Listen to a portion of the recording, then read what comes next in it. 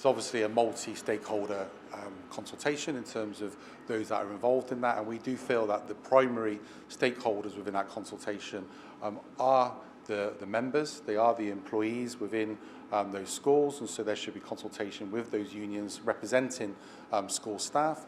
Obviously, pupils are a key part of this as well in terms of the impact upon them, and of course the parents and the carers of those pupils are, again, another key stakeholder in that, in terms of obviously structuring how they care and how they deal with their care and responsibilities during those summer hours. So we think that those are the three key components in relation to those stakeholders, and we think the primary consultation should be with those stakeholders.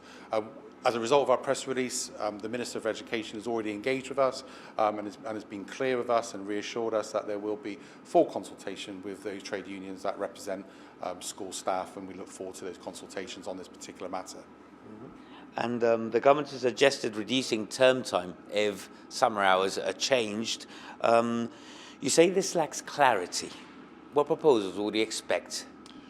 Well, I think in terms of the clarity, I mean, it's an open consultation, so perhaps you could say, well, that's positive in and of itself, because there isn't a fait accompli. They're asking people for views, and obviously, as I say, it's not simply about schools. It's about impacting people who have children, who care for children, how that impacts. So we do understand that there's a broader consultation beyond simply our members.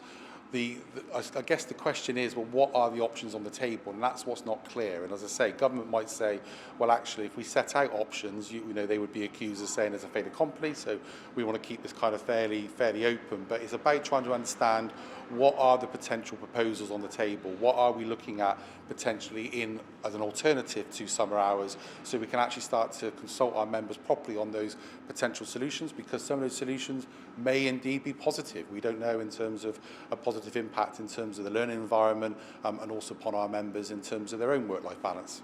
Now we're talking a lot about logistics. The real value here is education, and it's the impact of the possible change of hours on the educational quality, no? Perhaps your members feel a change of hours could impact on the delivery of a certain quality of educational standards, no?